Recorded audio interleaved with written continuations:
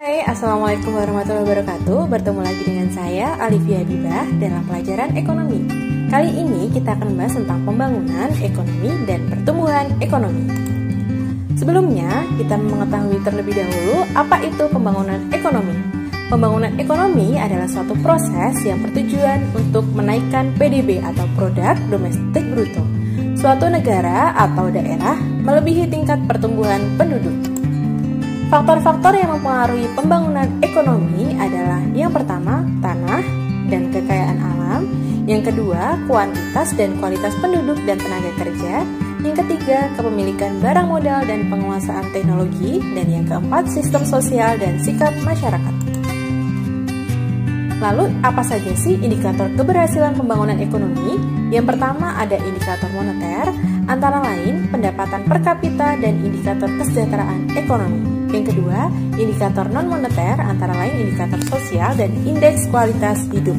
Yang ketiga, indikator campuran, mencakup indikator Susenas inti dan indeks pembangunan manusia. Lalu, apa saja sih masalah-masalah pembangunan ekonomi di negara berkembang seperti di Indonesia?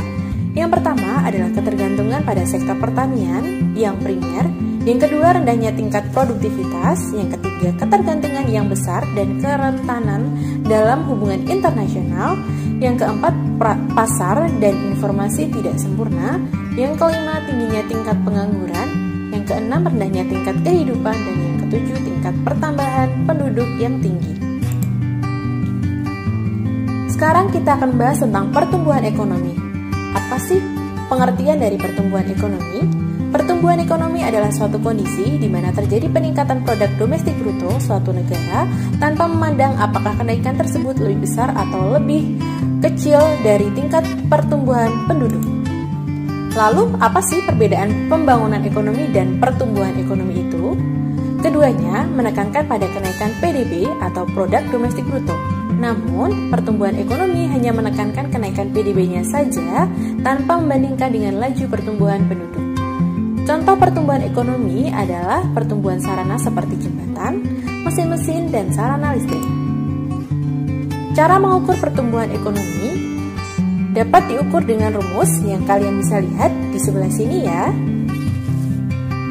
yaitu adalah membandingkan atau mengurangkan antara PDB tahun sebelumnya dan PDB tahun sekarang dikalikan dengan 100%. Kita masuk dalam teori pertumbuhan ekonomi. Teori pertumbuhan ekonomi klasik yang diutarakan oleh Adam Smith dan David Ricardo.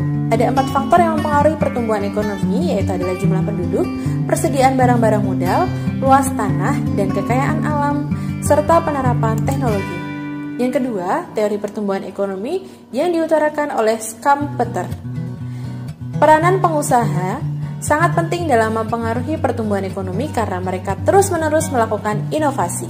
Untuk itu, mereka membutuhkan modal untuk berinvestasi pada usahanya. Akibat dari investasi tersebut adalah kenaikan pendapatan nasional yang mendorong peningkatan konsumsi masyarakat. Dua jenis investasi yang timbul adalah investasi otonom dan investasi terpengaruh. Tak ulangi ya, Pak. Teori pertumbuhan ekonomi selanjutnya diutarakan oleh Schumpeter. Peranan pengusaha sangat penting dalam mempengaruhi pertumbuhan ekonomi karena mereka terus-menerus melakukan inovasi.